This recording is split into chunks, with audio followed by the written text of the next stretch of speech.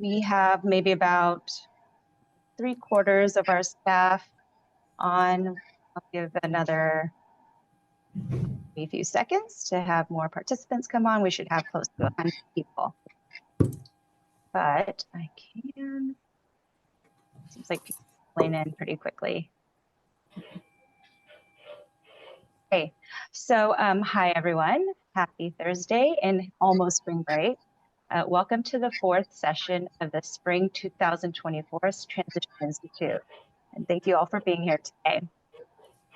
As you know, our intention with Transition Institute is to provide training and support around the planning and delivery of transition services. The topics for each series are selected from you have told us through the feedback you have shared. Today's topic is Job Corps, and I know some of you are quite familiar, but some are not, and that's why we included it as a topic. So before I introduce our presenters, please take a moment to answer this poll question. Jackie, if you don't mind putting up the poll, or maybe I can run it. Here we go. Okay, so question is, how familiar are you with Job Corps? You've never heard of Job Corps before, or maybe you've heard of it, but don't know about it. You're somewhat familiar with Job Corps, or maybe you are familiar with Job Corps or two. And perhaps my poll, you know, I set it up a little differently this time, so I can't tell if it's requiring you to answer 2 questions right now, or Aaron's nodding his head yes. So it is. Well then, let's pause, and I am going to quickly adjust the poll. Let me end that. I'm going to make some adjustments on my side. Yeah, you're gonna, it won't be that fast, so you're probably gonna have to move on and not wait on me. Sure, okay. So let's see. So I'm hoping that you all walk away today with some new insights and information about Job Corps. Please know that today's session is going to be recorded. Oh, it is being recorded, great. And if you have any questions, please ask using the chat.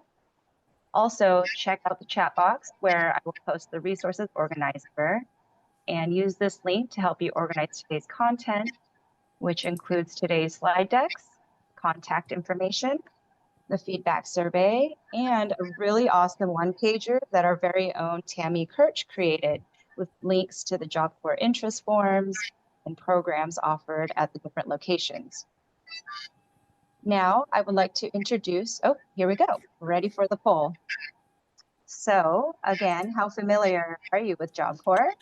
This is the first question. Oh. I don't know, it still may, it's showing on the back end as being fixed, but it looks like on the front end it's not. So I think we're just gonna move on. I'm gonna create a new poll for the end of the presentation today. I'm gonna end this right now, and we'll move on without the beginning poll.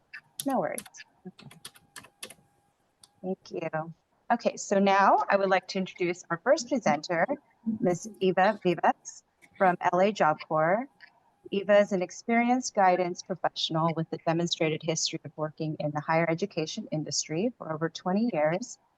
Her experience, passion, and dedication to excellence in the education sector have allowed her the opportunity to generate a positive impact on our young society. So with that, I will share my screen and present her slide deck.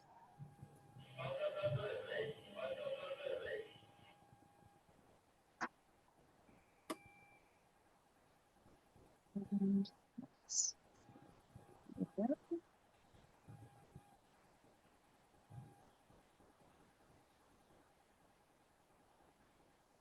okay, let me make sure. Oops, I probably need to just share my other screen. There you go. Okay. So Eva, are you seeing the main slide deck and not the presenter's view? I am seeing the main subject, yes. Okay, great. Okay, I'll hand it over to you, Eva. Thank you so much. Good afternoon, everyone. My name is Ms. Eva. I am an admissions counselor here at Los Angeles Job Corps. I'm not that far from you, but definitely will get some traffic if you do pay me a visit, but it should be fun. We are located in downtown LA. So that's the first picture that you see on this PowerPoint presentation. We're going to go ahead and move on to the next slide. Awesome. Thank you so much.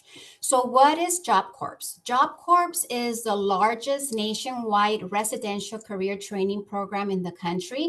And we have been in business for 60 years. This year, we complete, we go into 60 years, and we are about to, make a big celebration over this accomplishment of ours. What do we provide? Well, we provide youngsters with a program that helps them, become able to complete high school if they have not yet completed high school. And if they have a high school diploma or a GED, get a training that will be able to land them into meaningful careers, and also be able to assist them with getting further education, or if they want to go into the career of interest, they can definitely get that support through us. So far, we have trained and educated over 2 million individuals since 1964. What is our mission? Again, our mission is to teach these youngsters the skills that they need in order for them to become employable and financially independent. The next slide that we have here presents to you, let's see here, our location. So like I said earlier, a few minutes ago, we are in the heart of LA. We are neighbors to the Staples Center, City Walk, the Convention Center, the beautiful downtown library and performing arts center. And we are walking distance from all of these places. A lot of our students who are training here and live here or commute have an open opportunity to work part-time in many of these places, because there's always a high demand for part-time employment opportunities for our youngsters. Now, we have an opportunity for our students to become residential students or non-residential students. The next slide that we have here presents to you, how do we help our youngsters? So we help them through live, learn, train, and connect. And we're going to go ahead and go into great details and really explore every single section that you see here. The next slide is live. So all of our students are not responsible to live here. It's optional. It's not mandatory. However, they do have that open opportunity when they meet with their admissions counselor. We do ask the applicant if he or she is interested in commuting or wants to live here. If he or she wants to live here, then obviously, there's a lot more. But again, it is optional. All of our students will be getting breakfast, lunch, and dinner on us. Whether they live here or not, all of our students have this opportunity. Aside from that, they also get public transportation on us. So they do get a TAP card. The TAP card gets reloaded every month, no ifs or buts. And our students have an opportunity to use the bus or to use the train or both. Our dorms come with furniture and also 2 to 3 roommates. Now, the dorms are designed for same sex and also around the same age. So we do have minors with minors and young adults with young adults. Clothing for career training. So all of our students will be receiving their uniform through us, and it's accordingly to their program of interest. So let's say that we have a student who is going to go into the medical field. This student will be wearing scrubs. And again, this uniform will be provided by us. Youngsters who are going into auto mechanics, they're going to be using, heavy equipment type of uniform. And they don't have to worry about stretching the dollar, going, to Amazon and see what's, what better offer they can find, because every single uniform that he or she is responsible to wear will be provided by us. Our students also receive a living allowance, and this living allowance that we offer is a total of $45 biweekly. It is not much, but it is a little something. At the end of the year, they do have an open opportunity to file for taxes, because they will get paid as if they were working. 6 months into his or her program, that living allowance does increase to $65.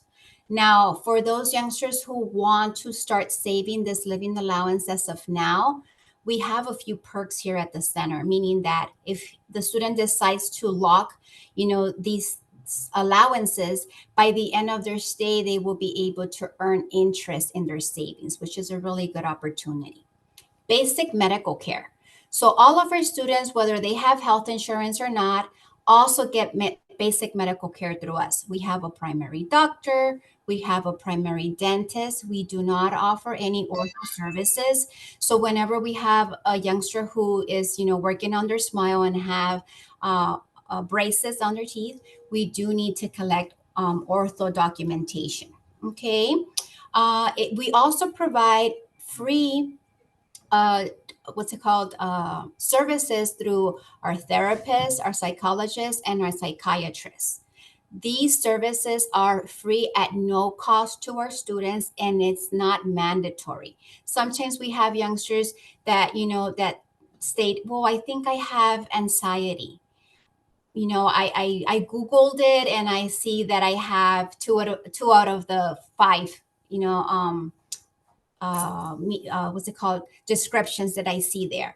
So for a lot of youngsters, this becomes an issue. And when we meet with our youngsters, we let them know, hey, if you feel that you have some type of, health situation, you also have that opportunity once you become a student to see a professional and bring that to the table and, get yourself, evaluated to see if this is something that you have, and let us go ahead and provide you with the necessary service that you might need.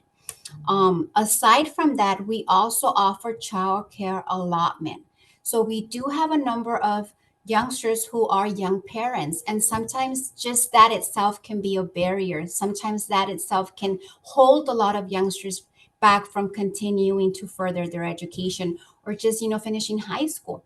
So we do not have a daycare, we do not have a preschool service here, but we do have financial assistance, meaning that if this youngster, has grandma taking care of the little one, or auntie taking care of the little one, or a daycare taking care of the little one, we provide with financial assistance during the duration of the students' stay here at Job Corps, plus an additional 12 months after she has graduated from the program. We also have recreational activities. So because of our location, there's always something new going down in downtown LA. And a lot of times we get free tickets to see the Laker games. We see, an opportunity to go to the theme parks like Magic Mountain, Knott's Berry Farm, Universal Studios. But it's not that easy for our students to get these, invites. We definitely take a look at their academic lifestyle. We definitely take a look on how they are doing in school in order for them to be considered to form part of these activities. So that's a nice, a nice thing that I always like to share with my youngsters, because sometimes they feel that, well, what is it in for me if I go ahead and give my all? Well, you have these recreation activities that you can definitely form part of. Aside from that, because of our location, there's not much green going on here, so we have to be creative, right? So we take our students out for bowling, for movie night. We take them to the Griffith Park. We have picnics with them. So we do tend to make it, an experience that is also going to be fun for them. Books, supplies, and equipment. So it doesn't matter what program our youngster signs up for. Again, just like it is just how it is with the uniforms, our students also get books, supplies, and equipment. Give you an example. Let's say that I have a youngster who wants to be a medical assistant. Well, this medical assistant is going to use a stethoscope, a BP cuff. We provide them with those as well. Okay. Aside from that, once our students graduate from the program, we also take care of any certification exam fees, licensing fees. So we definitely go all the way with every single student who decides to sign up and finish. Student organization. So we do have a really rich group of students involved at Center, and it brings a smile to me. Why? Because these youngsters have an opportunity to build a strong resume as soon as now, as soon as being a student. A lot of our students take leadership roles, and they're able to learn new skills. And if they have certain skills, they're able to polish and strengthen those skills that they had, from the past, or that they have developed through their stay here. So we always encourage our students to definitely form part of the lifestyle that they have here as a student at the center. The next slide that we have here presents Learn. They were like a minute ago. So, Okay. oops. Bye. Okay. So, what does Job Corps provide for students when it comes to this section? Like I said, a lot of students do come with a high school diploma or a GED or the HiSET, which is fine, but many of them don't. Many of them went through the pandemic. Now there's, a lot of economic hardship in which a lot of youngsters had to drop out of school and start working, or they just became discouraged.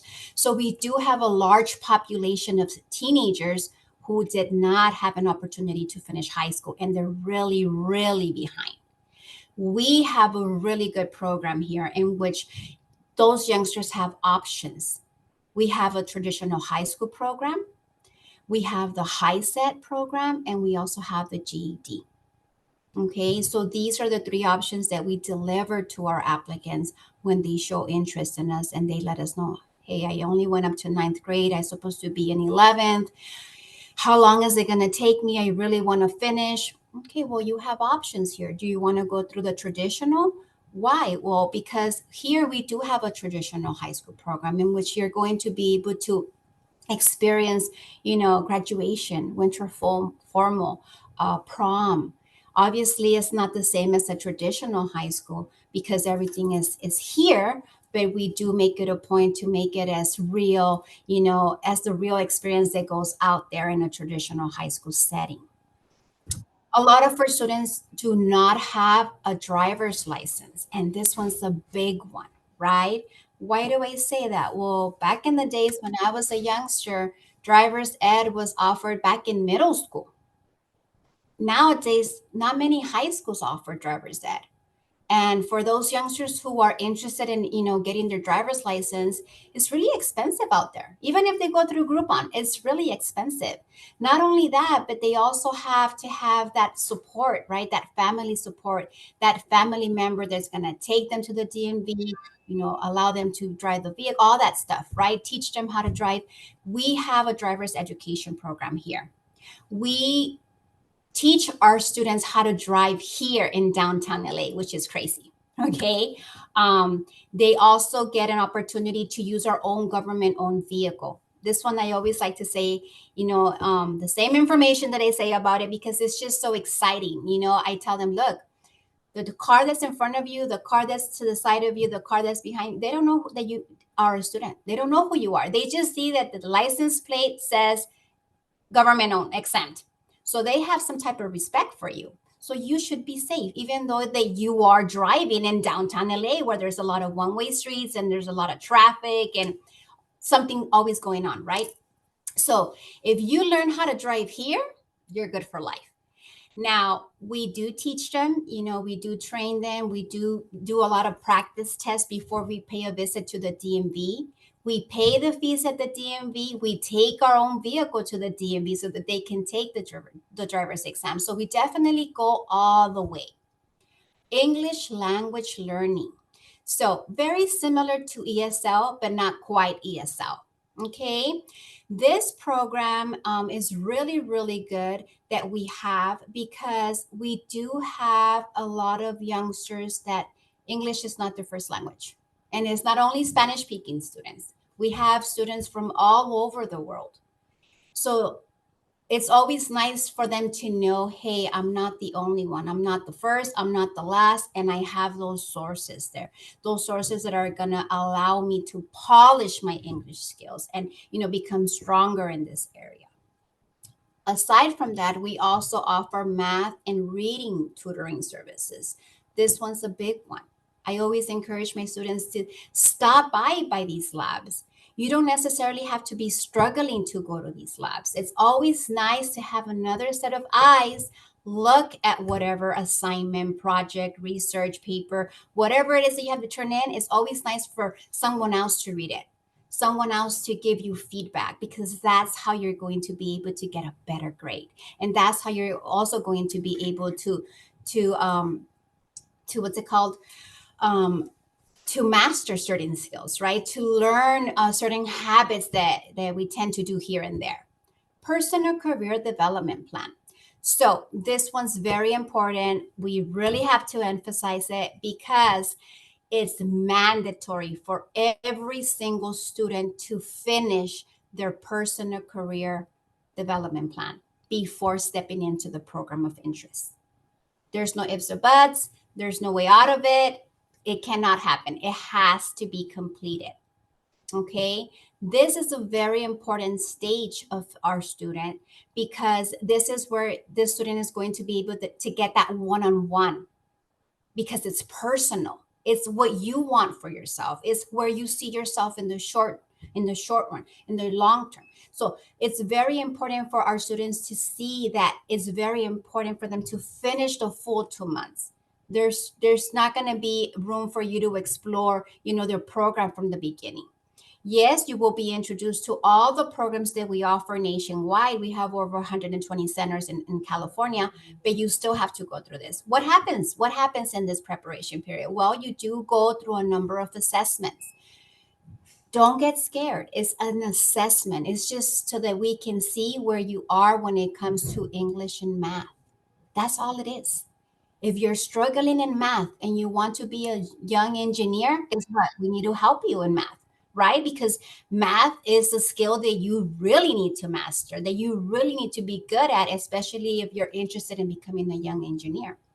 So during these first 2 months, our students are exposed to all the programs. They have to go through a preparation period in which they're going to be able to, see where they are in terms of English and math. They're also going to be able to know about the resources that we have within the center, but also outside the center, the networking relationships that we have with neighboring organizations that are also at no cost. And it's very important for us to really emphasize this more than once, because sometimes they come to the center and they have an idea that they're going to start the program, and that's not going to happen. They also have an opportunity to learn fundamental employment skills. So for these 2 months, they're also going to be able to go through that, and they will be able to polish whatever skills they have. The next slide presents train. So right here, you have a few boxes that have anywhere from 4 to 6 programs. We have advanced manufacturing, healthcare, renewables resources, automotive and machine repair, homeland security, construction, hospitality, transportation, finance and business, and information technology. I am going to present to you the programs that we have here at Center in LA, okay? They are office administration, nurse assistant to become a certified nurse assistant, dental assistant, auto technician, facility maintenance, electrical, advanced transportation communications, culinary arts, medical office support, pharmacy tech, welding, clinical medical assistant, Cisco, and HVAC. All of these programs are amazing. All of these programs are in high demand. And a lot of these programs also have advanced programs that our students can definitely apply for once they complete these programs. So we definitely have a lot to bring to your table when it comes to, you meeting with your seniors or your juniors, because a lot of these programs are really short, anywhere from 4 to 6 months, 8 to 12 months. So it's definitely going to allow them to see what's out there and hopefully encourage them to continue to further their education once they're done with Job Corps. The next slide that we have here is Connect. So what happens after our students graduate? Well, they also have options after that. They can go ahead and start a successful career right away, and we will be there because we do also offer job placement assistance. And this also happens through their stay here. Very different from a traditional college. I myself come from a traditional college. I had to do this on my own. Our students don't have to do that on their own. We have a counselor who's going to sit down with them and prepare them, go through mock interviews, polish and edit an existing resume, create an existing resume, hunt for jobs that go hand in hand with whatever they completed here. So that's a really nice opportunity to always throw out there, because sometimes our students think, well, I'm on my own. I'm going to think of what I want, but after that, I don't know who to go to. We will be able to assist our student graduates after that. We also encourage our students to continue their education. We are neighbors to LA Trade Tech and LACC, and a lot of our students are already taking classes in these colleges, yet live here at Center or commute. And we are covering those classes because we have those relationships with those community colleges. Aside from that, we also have an opportunity for those students who want to join the U.S. military to take a shot, apply for it. They come here, they do their own recruiting. It could be the Navy, it could be the Army.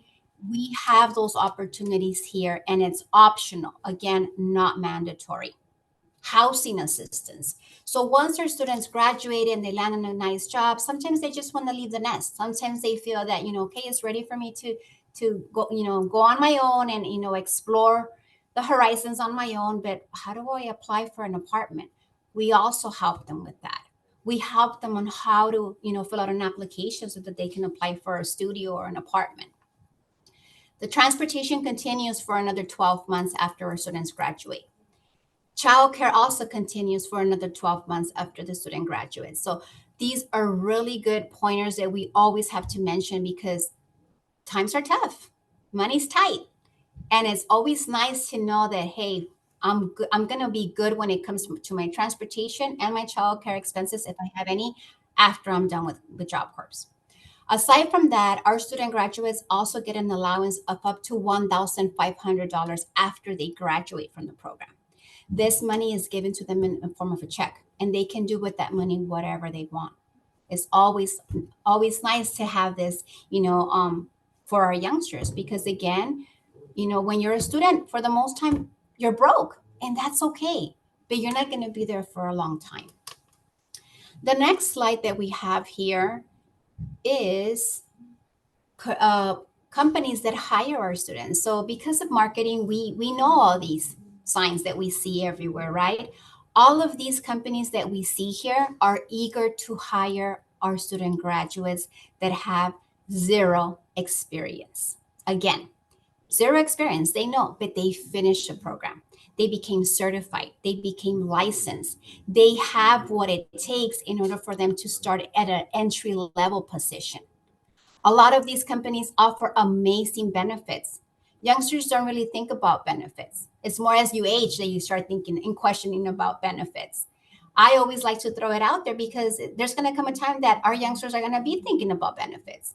And a lot of these companies offer an opportunity for them to even continue to further their education, like Kaiser, like Lexus, like Toyota. Now here, this next slide, you're going to see a link. You can take a picture of this slide, and then later on you can go to YouTube and, take a listen, take a look on a number of student testimonies that we have. And, you're going to be able to hear it yourself, what student graduates have to say about Job Corps. Now we're going to move on to the next slide. And what are the 4 steps to success? So the first one will be for outreach and admissions. That's where we come along, right? That's where we talk to the applicant, and we are excited that they're really interested in moving forward with school, and they want to come in for an orientation. They want to sign up. They have all their documents in order for them to be considered for admissions. That's the first part. The second part is when the applicant becomes a student and he or she starts their trade, which is the preparation period, the first 2 months. The third stage here is once they are in their program of interest. So once he is in welding, once he is in auto tech, this is the second to last part of their stay, right? This is where they have the hands-on experience, where they go into the lab, where they go ahead and cover both theory and lab, and also get to experience, students who are more advanced in that trade, doing more of what they are shortly going to be able to do. Stage 4 is once they have finished their program, once they have graduated from the program. So these are the 4 stages. These are the 4 steps to success that every student has here available. The next slide presents to you all the qualifications. So I would say start taking some notes, because I'm sure I'm going to give you a lot of information, and, chances are you won't remember everything, but I do want you to have an opportunity to get that, that paper and that pen and just start taking notes. Our youngsters have to be between the ages of 16 to 24. Okay. Age can be waived, meaning if I have someone who is older than 24 but has a documented disability, the age can be waived. 2, in need of job skills. The youngster who is interested in Job Corps, that's what he or she wants, to get training. He or she has to want to be here because it's very important for him or her to know that. 3, income eligibility. So this $40,000 scholarship has nothing to do with the Department of Education, has nothing to do with the FAFSA application. This is a scholarship, a $40,000 scholarship that was designed to those who are able to meet the poverty guideline.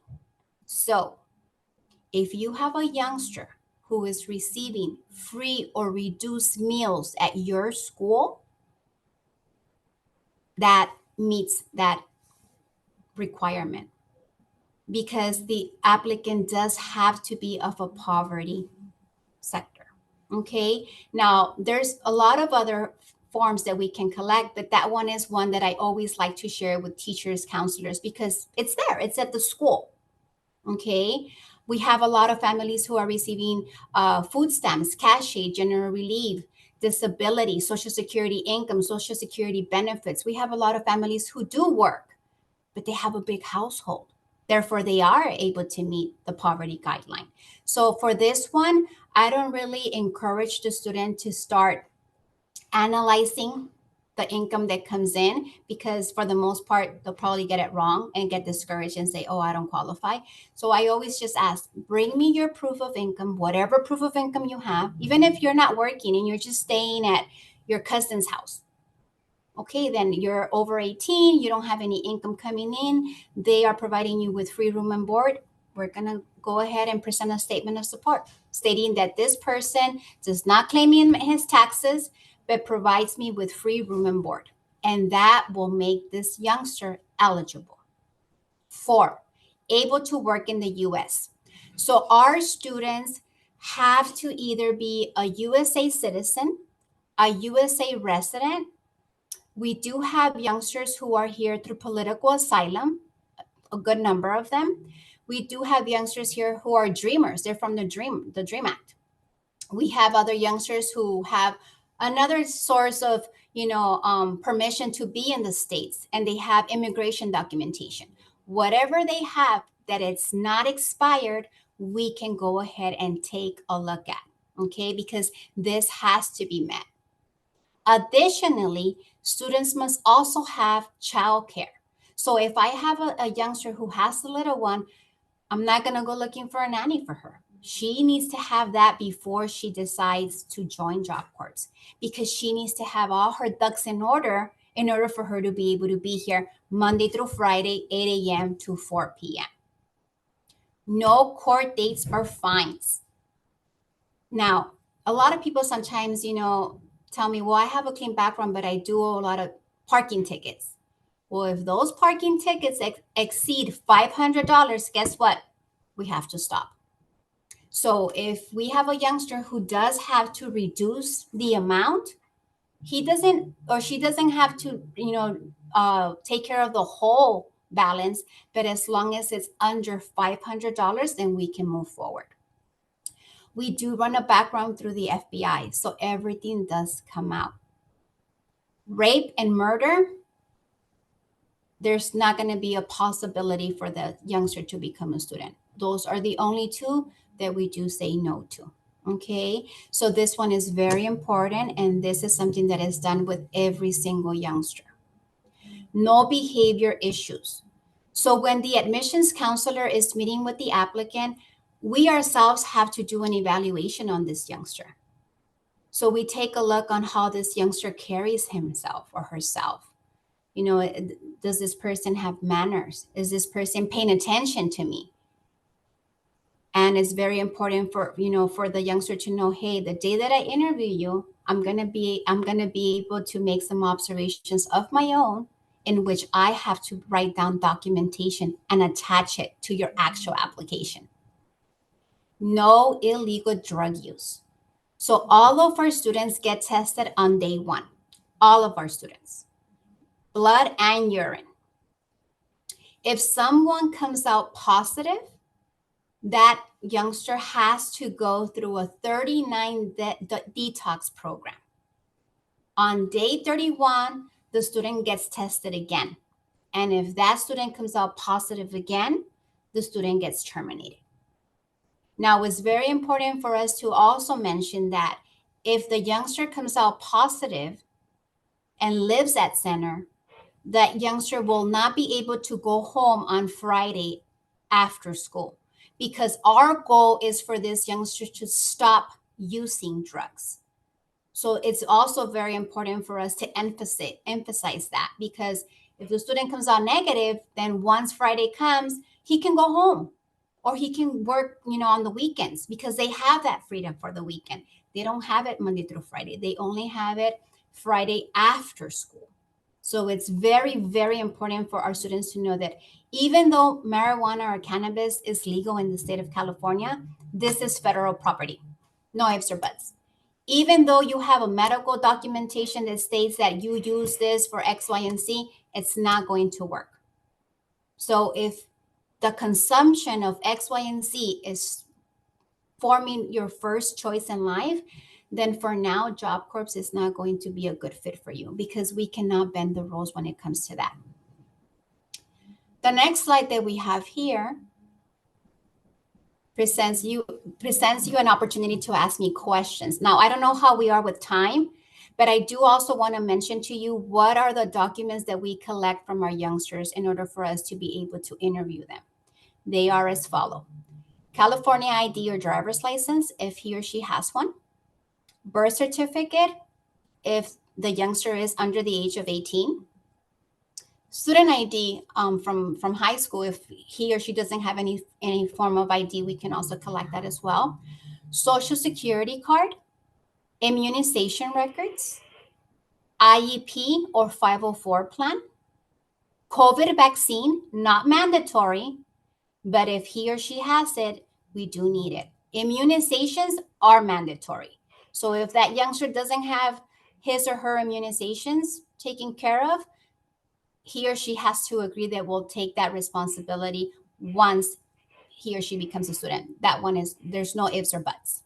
Okay. Aside from that, we also need proof of income. So whatever proof of income is coming in, like I said, you know, if it's work income, then and the youngster or the parent gets paid bi-weekly, then it's 2 pay stubs.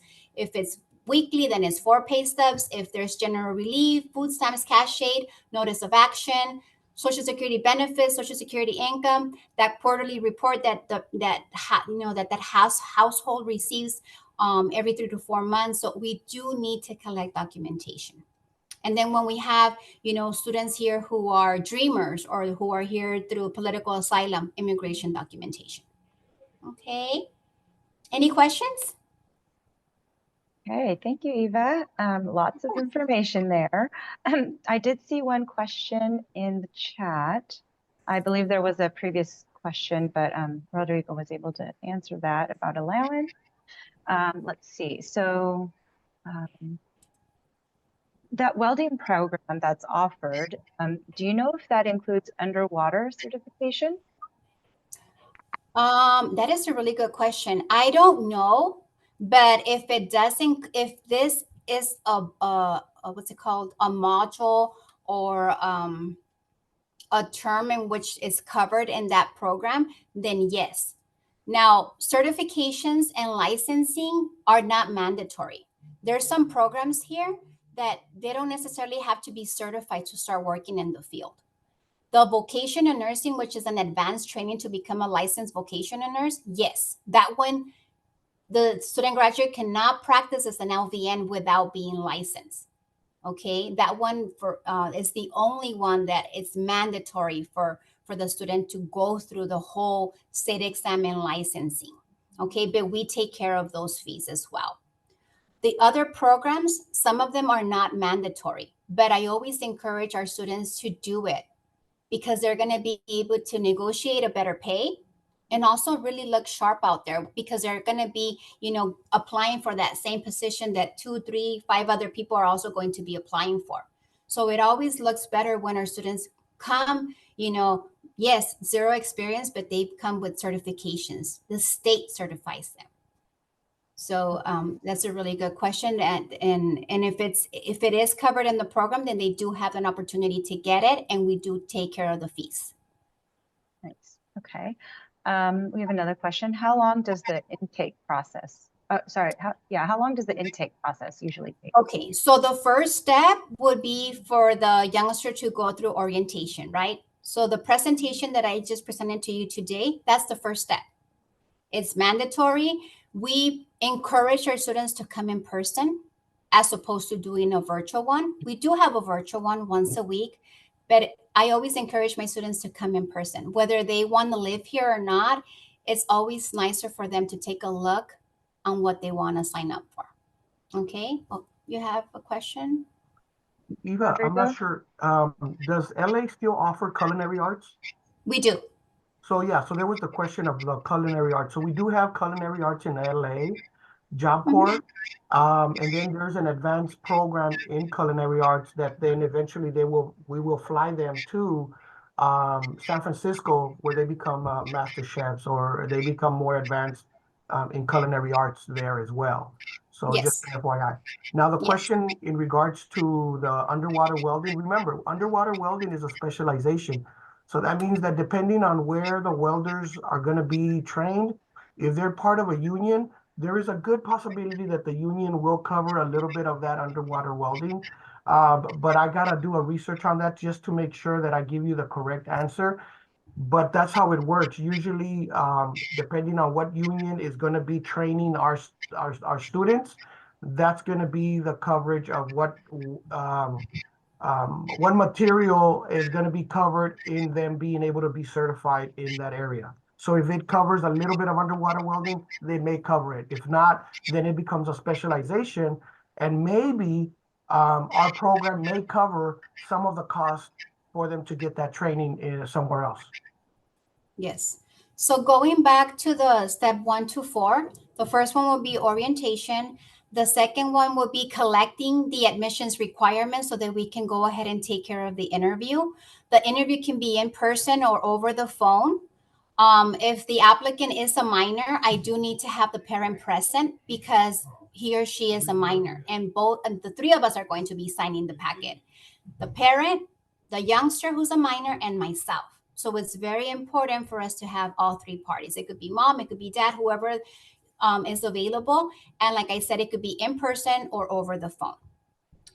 Once I submit the background check and I get the background results and there's a clean background, that's when I'm ready to submit an application for a center review. Center review takes anywhere from 30 to 45 days. So once that applicant is clear, that's when I will be able to get the green light and I will be able to reach out to my applicant and say, hey, I have an open seat available.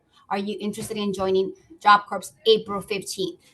And that's where he or she says yes. And that's when, everything starts. If he's planning to live here, then it's both. Training and living will be available as of that date. Okay. Now, it's not really fast because there's a lot of steps to take, but that's why in orientation, we make it a point to let them know everything that consists of, signing up for Job Corps, because it's not that quick for them to join. But as soon as, they're done with orientation, they start collecting their documentation. I have applicants who I interview them on the same day as orientation. And I have applicants that I receive their background results in less than 10 days. So it all depends on each applicant because you do have, cases to cases. But for the most part, within 2 months, that applicant becomes a student of ours. Now, another great thing that I do want to mention is that if I have a youngster who, for example, is interested in getting a degree in accounting, I don't have accounting here. The closest I have is office administration. But if this youngster finishes the office administration program and wants to apply for an associate's degree at LA Trade Tech or LACC, we go ahead and connect them and we go ahead and fund them for that accounting degree that they want to pursue. If this youngster is living here at Center, that youngster can continue to live at Center and finish their trade there. So again, we do have an opportunity to offer them a number of programs, but it's not, only inside of Job Corps. We have these connections with junior colleges. We have some of our students who go to branches where they take the nurse assisting program because we're overpopulated here. But again, we are financially funding the program wherever it is that they're going to. Do we have any other questions? There are a couple more, but for the sake of time, we have about 30 minutes left, and I want to give Rodrigo a chance to present as well. So thank you so much, Eva. We'll get to those questions though that are in the chat. So let me introduce Rodrigo. For those who do not know him yet, we have Mr. Rodrigo Garay, who has been with Job Corps for over 10 years. Working in various capacities, supporting young adults, and over 20 years working in providing resources to at-risk communities and breaking the stigma from it can't be done to creating the platform to it can be done, and I did it. So thank you, Mr. Garay, for answering some of the questions already and interacting with some of our folks. You have the ability to share your screen as well. If you see that there are a couple questions, I don't know if you want to answer them now or. I do actually. I do want to answer them before I move forward because I think Ms. Vivas did an excellent job in fulfilling the basic information that I'm going to be repeating in a way, just with a little bit of a twist to it. In regards to the question of students interested in fashion design and want to attend LATTC, one of the things is that we want to make sure that the student, prior to them going into community college, that they are certain that they're ready to take that step. And the reason that we say this is because right now we want to make sure that they don't fall into a pitfall with a FAFSA funding, right? We want to make sure that the student understands that once they jump into college and they get into the FAFSA funding, that is a totally different pool, and we want to make sure that even though we have case management, that we will cover that case manager and making sure that they're doing good, getting good grades. We want to make sure that they understand that they have to be responsible for those fundings and not get into any trouble with their grades and fall behind and drop out, because then eventually they have to answer to the federal, the FAFSA organization. So we want to make sure that, so we do not cover and pay for that. So we do assist with them filling up FAFSA and getting that into, but that's the education part of it from the Department of Education. But we do help with housing. We do help with the residential component of it, where they could live on campus while they're going into, let's say, LATTC and getting their AA in fashion design, for example. We could help them with that. The next question that they have is, if a student has an IEP in high school, can they obtain accommodations during their certification? Absolutely, yes. We are required by law that if a student decides to leverage or to disclose that they have an IEP, we are required to do reasonable accommodations. And that's the key word right there, right? Reasonable accommodations for them to be able to be successful. And so depending on what is reasonable, we could discuss and then we could ascertain if we are able to do that. We do have a disability coordinator in both centers, in LA and in Job Corps, that are at the ready to assist them and to define if we are able to assist them with their disability or whatever accommodations that they need. Okay. With that being said, anything else that might be coming in? There was another question that just came in. If there is an age waiver beyond 24 for Yeah. documented disability. Yeah, Is there so a basically, maximum if you age? notice in the background, I do have a student that is an actual student working and doing plumbing and facility maintenance. And what I want to do is I do want to share my screen. I'm just going to kind of quickly review some of the information that Ms. Vivas went through already. So you can see my the slideshow. Everybody can see my slideshow? Perfect. So just really quickly, I'm just going to review. It's an enhanced training program for 16 to 24. You know, if there's someone that is 25 and older, all we have to do is make sure that they have a diagnosed disability and it's documented. The program is totally free. Okay. We want to make sure that we do understand that we do offer free residential dorms. We offer the HiSET, we offer free uniforms. They leave a program with a job attached. They either join the military, utilize our extended education program. Again, ages 16 to 24. Me personally, as an admissions counselor, I love working as a team. What that means is if I have a counselor, if I have a parent, if I have a foster youth, if I have a social worker, an advocate, if they're willing to work with me as a team member, I always like to have them come and join the student to enroll, because that way that student understands that, hey, you're not alone, especially if they're part of a McKinney-Vento Act. I want to make sure that they understand that there's always an advocate for them, and we want to work with them from the moment they enroll into the program to the moment that they finish, that, hey, you know what, you're not alone. We got individuals that are here for you to make sure that you complete the program, and we could offer the support that they need. A lot of the times, that's all they need. They need that foundation, right? Like Ms. Viva said earlier, a student that is either a legal resident, DACA, WAVA, which is the Victims of Against Violence Against Women Act. We cover that. Sexually trafficked students or sexually trafficked individuals, right? That if you find out, all we need to do is put them aside. We have the documentation. We'll meet with them in private. And if they fit their criteria, we'll send them to another center where they could be safe and start fresh.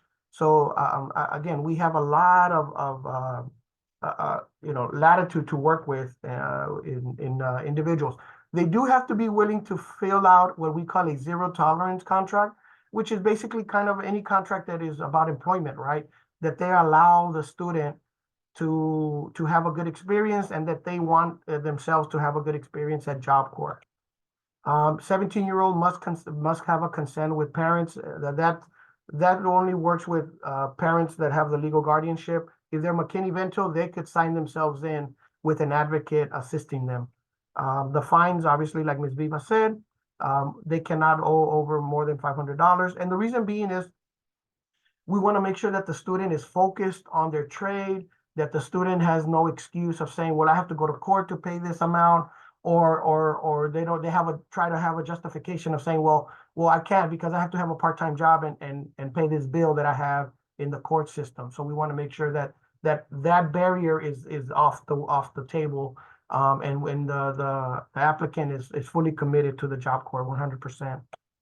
The center that we have here in Long Beach, we offer in the heavy trades.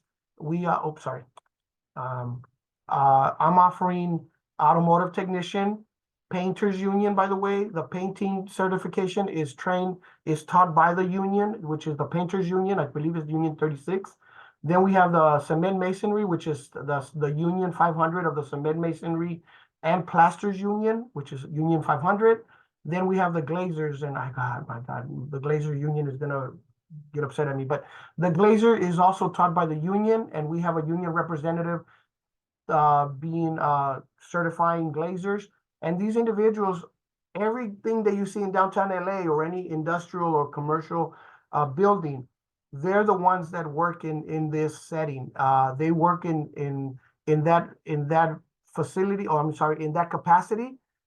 They also are taught how to weld around the glass. That's part of their niche, meaning that even the iron workers cannot work around that glass or that area. That is worked by the Glazers Union. So the union has a market in that area. So that means that they have to be taught how to weld around that glass. And once they go to the union hall, part of their seasoning and part of their learning acumen is to train them to weld around that particular job site. Or then we have the building construction technology, which is everything from building the foundation of the home from the ground all the way to the roof. So anything that has to do with plumbing, electrical, flooring, roofing, that's what they'll be taught. They get their OSHA 10, obviously, with safety first. And in the healthcare here in Long Beach Job Corps, currently we are having, by the way, we just added solar paneling as well. And in the healthcare industry, we have certified nursing assistant, clinical medical assistant, medical administrative assistant, and pharmacy technician. Okay.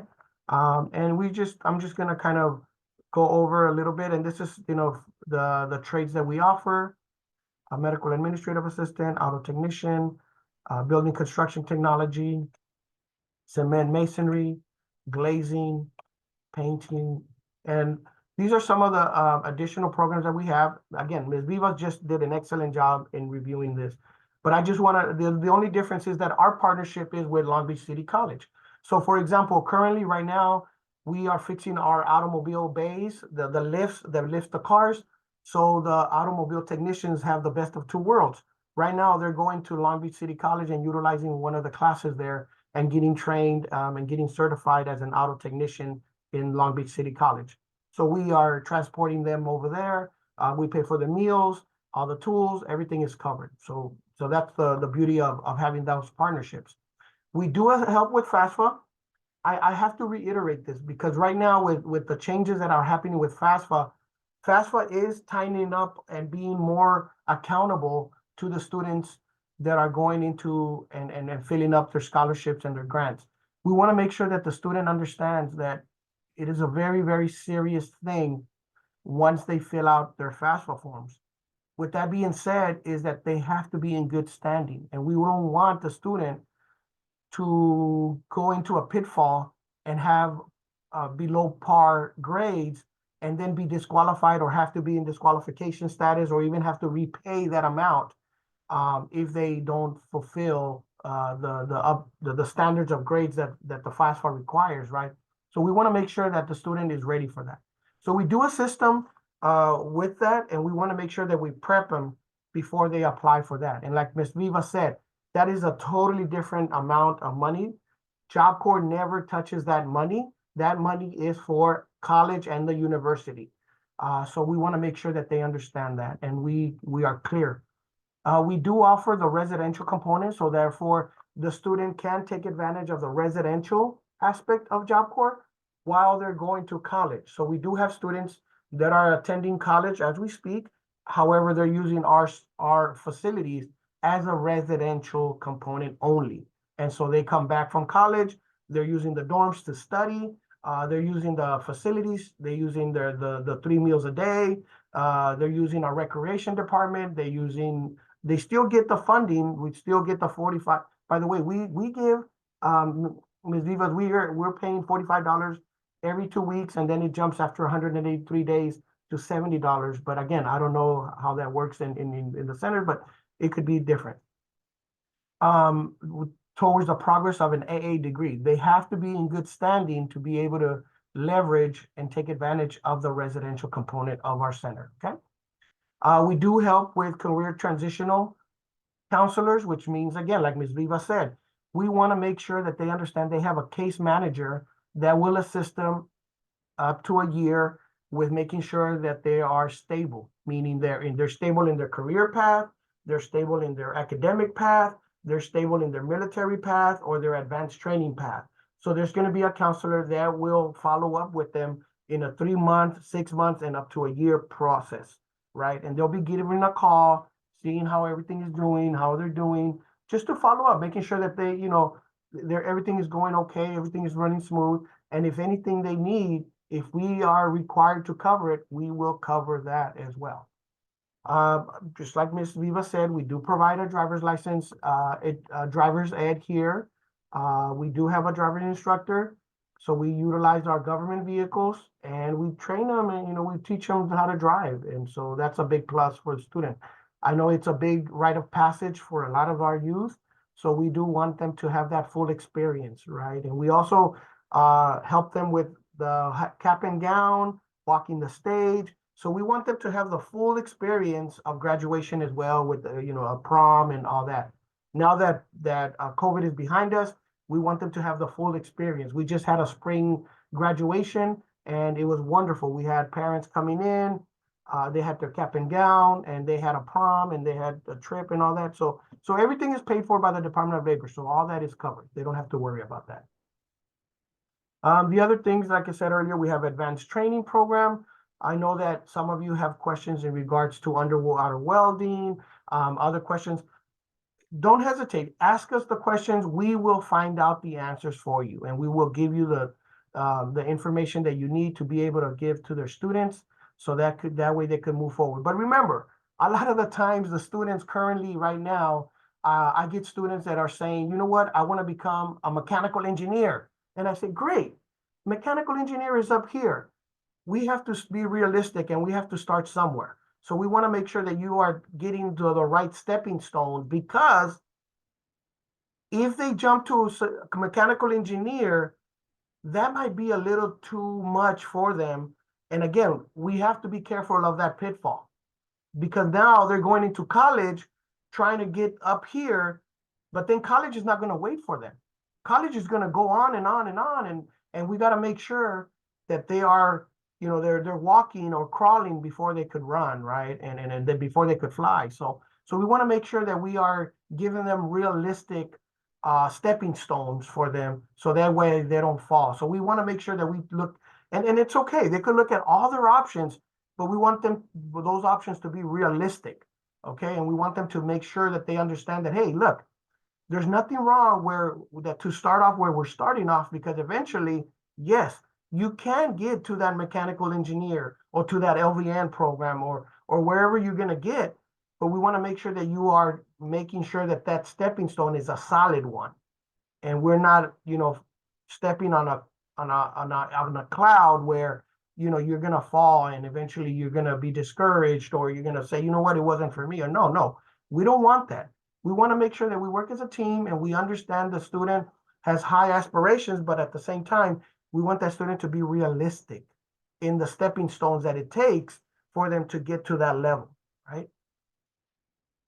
And so just reviewing again, just a review, we want to make sure that right now, this is where we're at. We are at the outreach and recruitment. We're at the eligibility area.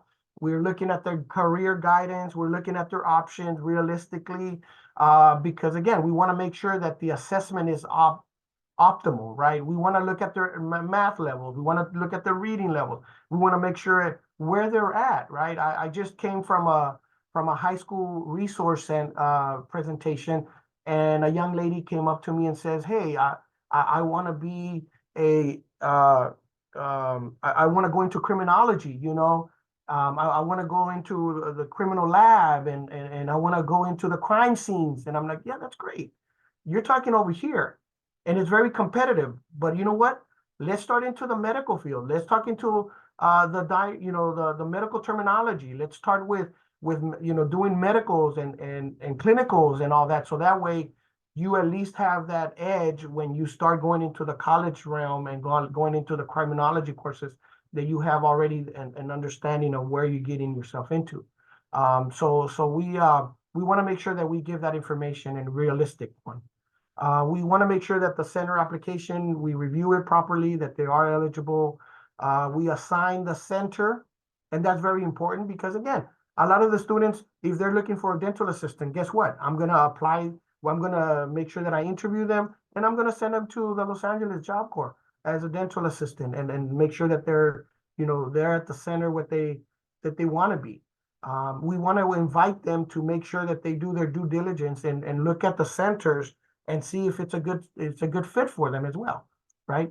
We want to make sure that we provide eligibility services, graduation services, former enrollee. Former enrollee is basically a student that went through Job Corps, is in the labor market, or went to college, but then they are thinking of coming back and getting a second certification, and they want to come back to Job Corps. We will assist them, and we call it, that's a readmit student that we will help them. And the transitional services are basically counselors that will assist them in any type of assistance with college, housing, military, anything that they need to transition to wherever they need to. During their stay here at Job Corps, we do offer counseling. We do have a disability coordinator. Somebody mentioned about their IEP and if we accommodate. Yes, we do have accommodations, and we do have a disability coordinator which will ascertain what is a reasonable accommodation, and we will assist them if we have that ability to do so. And we have to. We are required by law, right? Okay. And student conduct is basically that they're willing to follow what we call the zero tolerance, which is at any job, right? You can't bring a gun, you can't bring a knife, you can't smoke on campus, you can't have a vape pen with THC or, those kind of things. So we do have those in play because, again, we at the end of the day want to make sure that you are employable and follow directions and willing to follow those policies, okay? Evaluation student progress, and that's what Ms. Vivas was saying. We have what we call My PACE program, and My PACE program is basically a blueprint of that student's progress on a week-to-week basis, even on a daily basis, where we look at a student and we're tracking their success basically, and we could tell where the student is coming off track, and then once we pinpoint where the student is falling off track, we right away connect them with the resources, or we put them back on track. And we have a team that will come in together and making sure that they complete the program successfully. And we evaluate the success by that. So we have a blueprint. And it's just like any program that even the LAUSD, right? We have, different formulas that we are tracking the student. And we don't want to be in the red, right? So we want to make sure that we continue to progress successfully. And because, again, at the end of the day, even though the program is free, nothing is free. We want that person to be successful. We want that individual to be ready for the labor market. And we want obviously to show the taxpayers at the end of the day that this individual is maximizing that tax dollar, right? And we want to make sure that that person is successful. The student training receives the first weeks. What happens is, this is how it looks like. They'll come in, we'll invite them for a breakfast or lunch. And basically the first week is introductions, get them acquainted with the center. They'll receive their ID, they'll get their dorms assigned, they'll get acclimated to the dorm life, just like any college. It's a really awesome moment, because this is their independent living skills. This is the starting of their independence and social development aspect of it. Learn employability and job searching skills. This is part of where they start learning the vocabulary of their trade. How much are they worth? And I got a great story. I have a cement masonry student that told me that once they got certified, they went to get a job and they were being offered $20 an hour. And he said, yeah, I heard the $20 an hour, but because I was able to, professionally explain and give my resume and look at my acumen, I was able to get paid $45 an hour. So the job site was lowballing him. And once he started communicating and showing them his acumen, he was able to get paid $45 an hour. So that's the beautiful thing about our student training, and which is basically the preparation phase, which Ms. Viva was saying, is that we will teach them their value. Where is the labor market? How much are they worth once they go into the labor market, and they are able to say, and they have the leverage to be able to say, yes, thank you for offering me $20 an hour, but my labor market and my value is at least $35 to $45 an hour. I'll be willing to negotiate with you if you're willing to give me that opportunity to demonstrate my abilities. And that's the beautiful thing about our students, that once they come in and they learn their trade, they become masters of their craft. And that's the beautiful thing about Job Corps. So they get to know their career choices, they get to know their value, right? And so basically we want to make sure that they also take their TABE test, their scores. Obviously they have to be at the EFL, which is what is it? The EFL 5 reading and EFL 6 in math, which is and TABE out, basically. We want them to do that. This is my pace. The student training services, we do have academic, vocational training, and externships, which a lot of the times the students will actually go to the CVS. For example, our pharmacy technicians, we have a great relationship with all the facilities around the community here. And it's not unheard of where they get hired for after their training in the CVS, Rite Aid, or Miller's Hospital, wherever they're doing their externships. We hear that they get hired. Okay, these are the Miss Vivas already went through this. We have the vocational training, healthcare, where they go and do their externships, and these are the placements. We do have a code of conduct. I want to make sure that this is understood. Like I said, we want to make sure that they are drug tested upon entry, and then they will be drug tested within 37 to 45 days. If they test negative on the second, everything is fine. I know that right now, the Department of Labor, because of the states that are legalizing marijuana, the Department of Labor is kind of coming around, but not quite. So basically what they're doing is they just did an amendment where the student has to retest, and on the second test, what happens is this. We understand that the THC level, the dabbing, the wax, is very potent and very powerful. And so what happens is they get tested once, and during that test, if they get tested, once if they are positive, they're going to be retested on the second time.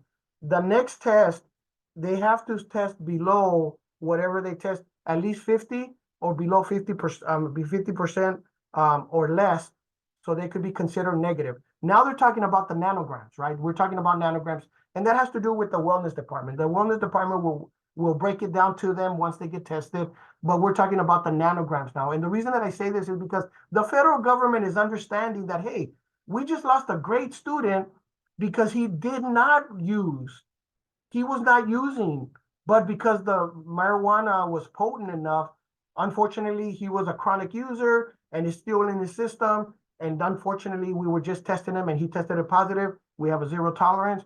I'm sorry, you have to wait a whole year to re-enroll. And so the government is now, the federal government now, as far as the Department of Labor, is coming around, and they're coming around with that. And so that gives the student a little bit more of an opportunity to say, oh God, thank God, I was promised, I promise you I wasn't using, I'm clean, but I'm going to continue working with the TOP specialist, which is the Training Employability Assistance Program.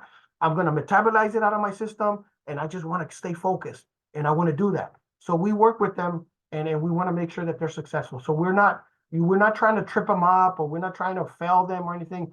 We're trying to give them the best opportunities for them to move forward in their career pathway. Okay. These are the zero tolerance that will result in termination. And I want to reiterate the cheating part, even though it says it may result in termination. I reiterate this with the student because some of our, if not most of our certifications, and in some cases our state certifications, the state of California sometimes wants to know, why is this CMA or CNA or LVN program, why is the student not certifying? And if it's drug related, a lot of the times they may be disqualified from testing in the state of California. So we got to make sure that the student understand that these are serious certifications that that are serious. And the state of California wants to know sometimes, why is this person not? If it's drug related, especially if it's a pharmacy technician, imagine a pharmacy technician that got for possession of drugs and got terminated. They want to know why. And so if it has to do with drugs, then they may not be able to touch those medications because again, what they may be a class 1 drug or whatever, and they cannot touch those drugs or those medications, right? So it's very important for the student to understand that. And for the most part, a lot of students understand, they're ready, they're mature, and they're moving forward to their career pathway. Unauthorized absences, extremely important, because again, you have to be present in a career, right? You're making your career pathway, so you have to be present. I cannot reiterate this enough to the student. And this is part of the whole team, right? And I appreciate all the DOTS counselors and team members that are working with their scholars to start prepping them, making sure that they understand that, hey, you're getting prepared for jobs, right? You're getting paid for it. You have to be committed and you have to be present. So that means that if they have 6 unauthorized absences in a row, they will be terminated. If they have 12 unauthorized absences in a 6-month period, they will be terminated. So we want to make sure that they are present in their job. So even though their job is to fulfill their credits because they were credit deficient, that's part of their job. Because at the end of the day, they're going to be blending into their trade and their hands-on training is going to commence in a certain amount of time. And they're going to have an A-B schedule where they're going to still have hands-on training and they have to be ready on the job site to be doing their hands-on training. And so I always like to tell the student, remember, Job Corps is a commitment to your future. This is a little bit of how the dorms look in our center. I always invite the students and the team members to always come and do your due diligence. Look at both centers and look and see which one fits best for you and be realistic about it. So our classes do start at 8 from 8 to 4 p.m.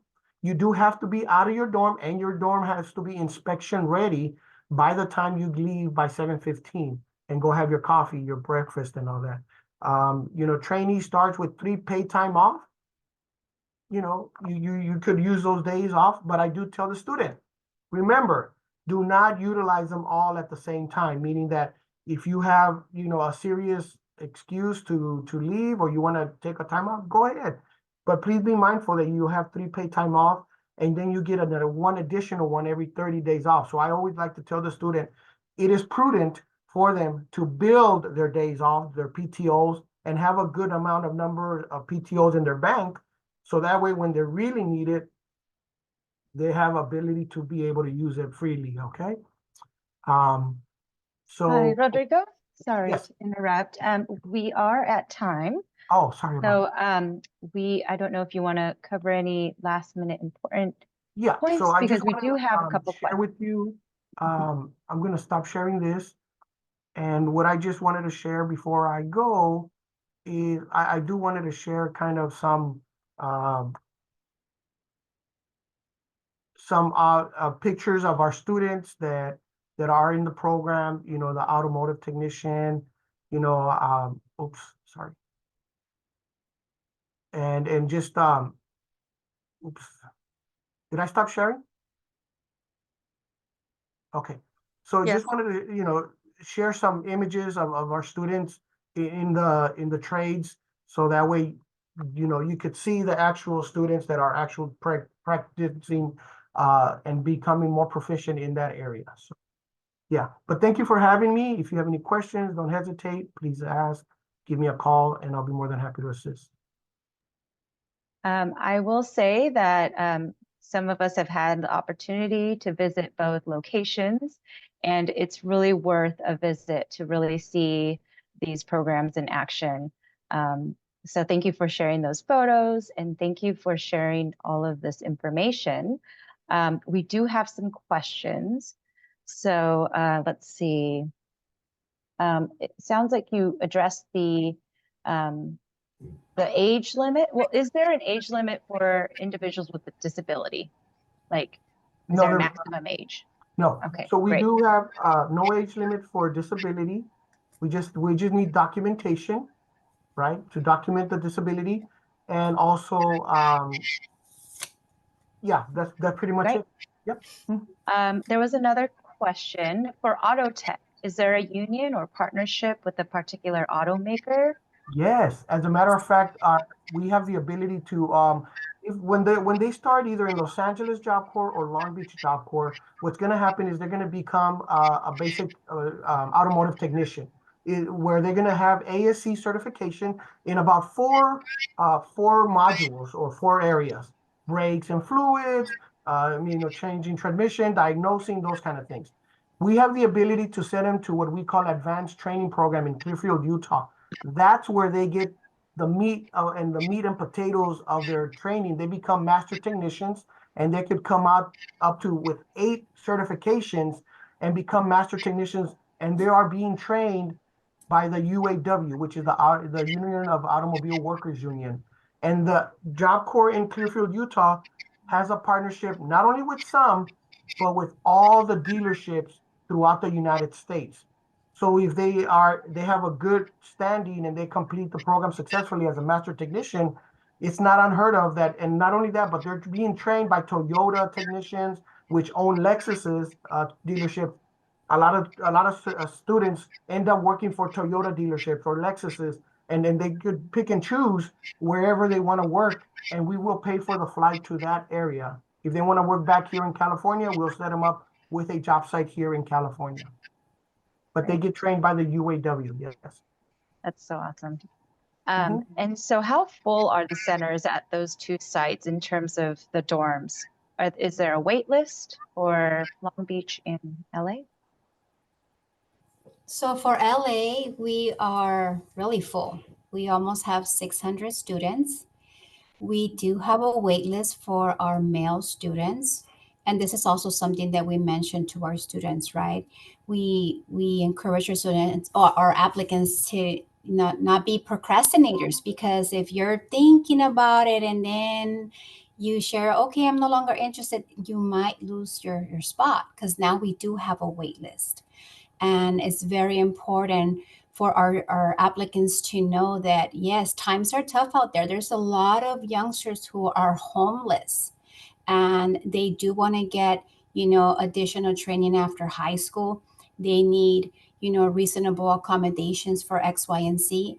And they have those sources here. But it's very, very important for them to understand that our centers are really full. They're not at max capacity, but we're almost getting there. For Long Beach, I don't know what the numbers are. For Long Beach, I'm proud to say that we are also almost capacity. We do have some room available still. And we are open-ended, so we do have ongoing registration and space available in our center. So I'm very happy to have any of your students that are ready to go.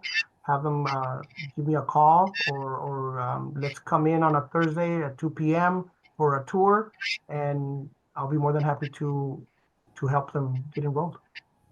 I think you helped answer that next question. Enrollment occurs year-round at all locations, depending on what type of program they're interested in, right?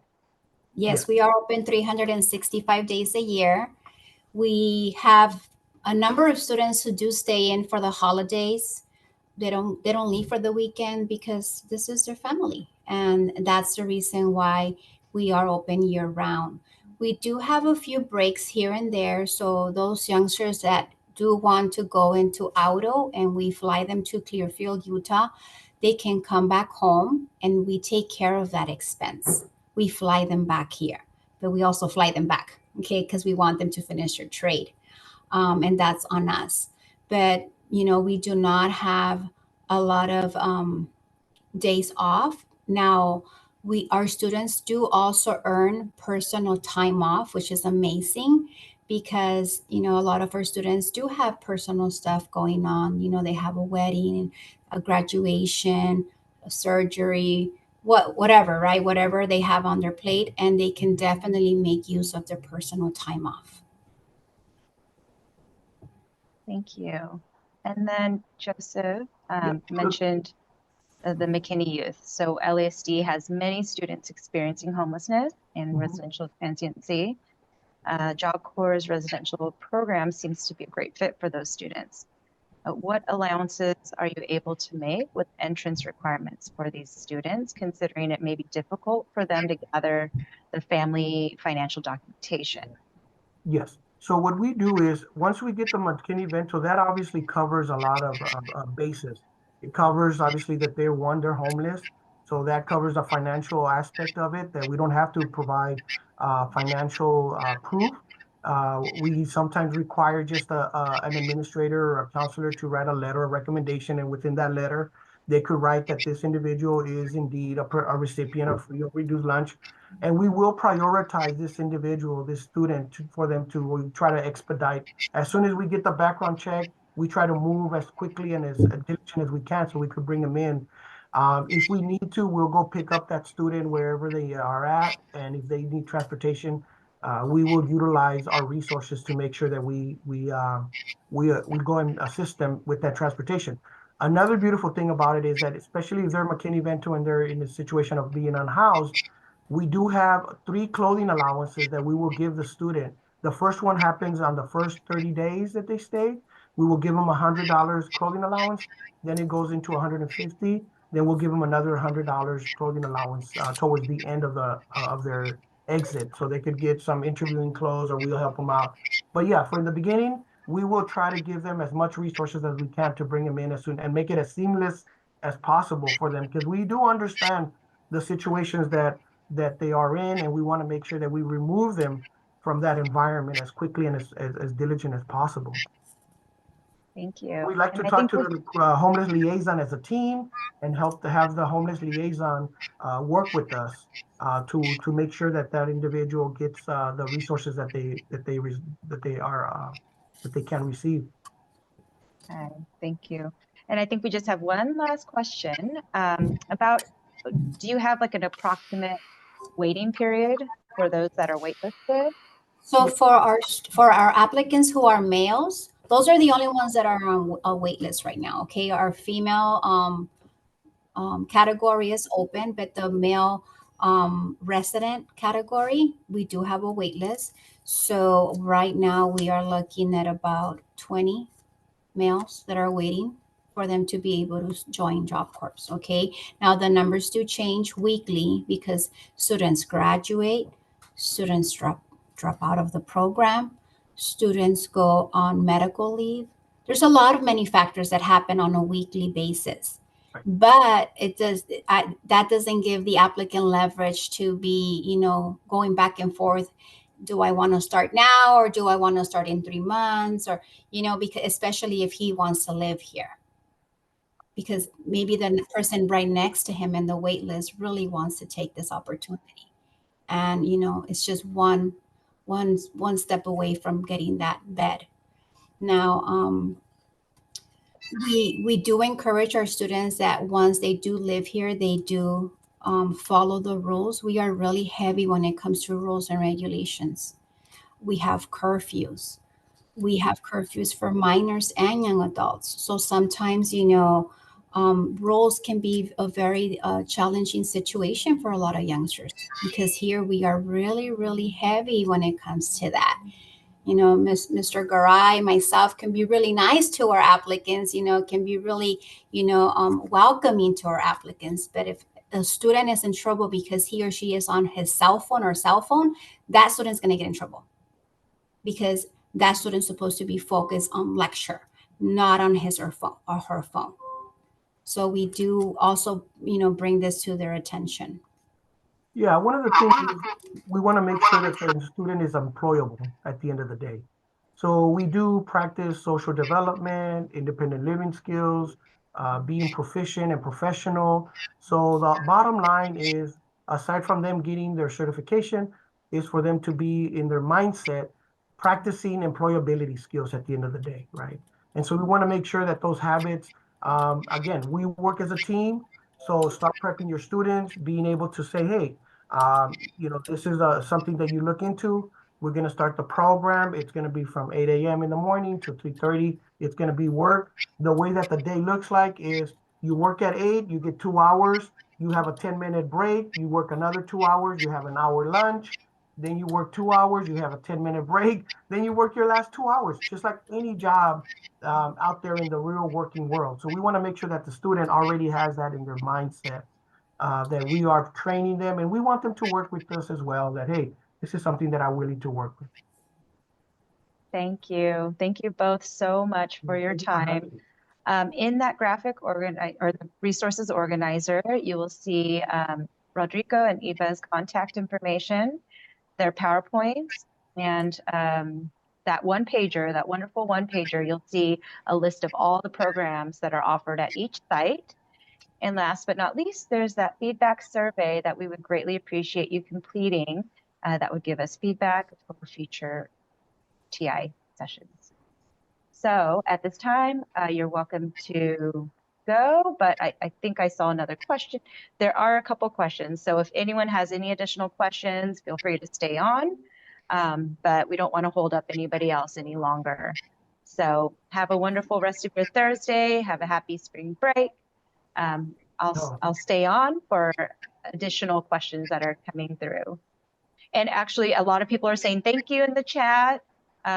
They loved all this information, so those questions might be getting buried. For those that asked questions at the last minute, please go ahead and unmute yourself or raise your hand.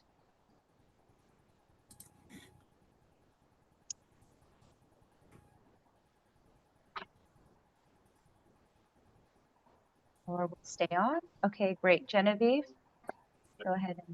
Okay, hello. I'm so sorry to bother you.